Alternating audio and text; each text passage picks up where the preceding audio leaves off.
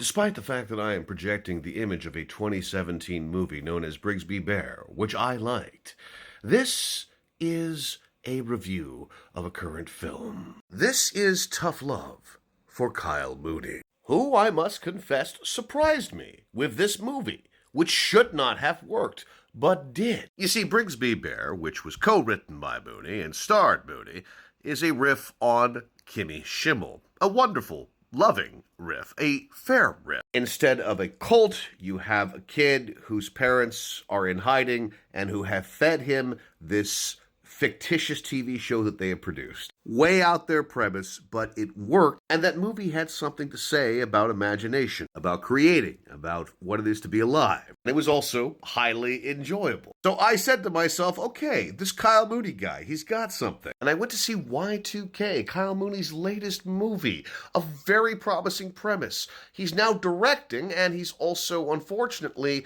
worked with another writer, Evan Winter, instead of Kevin Costello. And I mention that because the drop-off in quality from Brigsby Bear to Y2K is very palpable. Very sad. Kyle Mooney does have real heart, and it's there when he goes back to 1999. The world building contained underneath the iceberg in Brigsby Bear, that was what kept your imagination going. In Y2K, Mooney has graphene-thin characters, although he has a pretty good feel. I mean, I lived during that time. I was those kids at that time. So, Mooney, I'm your target audience here. The problem is that the movie goes too broad. The idea here is that this is an alternative universe in which Y2K resulted in machines becoming self-aware.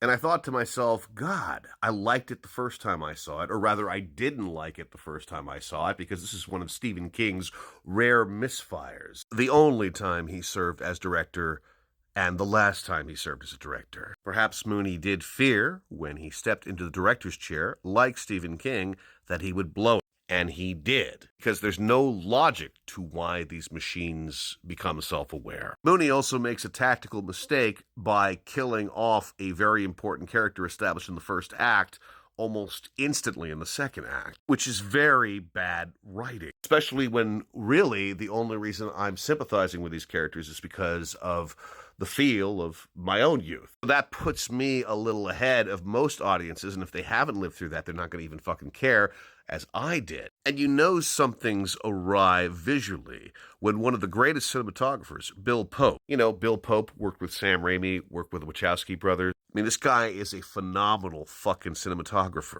Edgar Wright has also used him, and he is known for his daring and wildly inventive visuals. There are none of those wild and daring visuals, those Bill Pope moments, in any point throughout this movie. And if Bill Pope can't be Bill Pope, and you hired Bill Pope to try to make this movie wacky, but somebody told you, hey, we got to go broad to get a bigger audience, at the expense of the heart that you actually had, that I saw in your previous movie, Brigsby Bear, well, I'm thinking there's a mercantile approach here as opposed to an artistic one. Kyle Mooney, even though you write just under the level of Richard Linklater or Kevin Smith at his best, I was rooting for you. And you blew it because you went fucking commercial. Kyle, come on.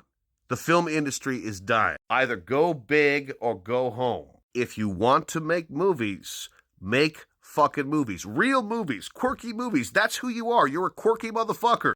And when you went commercial, you fucking blew it, man. I mean, I see the weirdness there. Casting Tim Heidecker and Alicia Silverstone as a fucking couple, that's quirky. That's fucking weird. I like that. But that's your voice. I don't know who's fucking steering you to be more commercial, but it's fucking killing your vibe, man. So you, Kyle Mooney, are on fucking notice with me. I'm in New York. I'll fucking say this shit to your face, sir. Be true to who you are. Make your fucking weird-ass movies. Don't fucking bend, especially now, when everything in our fucking world wants us to bend, but we can't. I know you've got talent. Impress me or pay the price.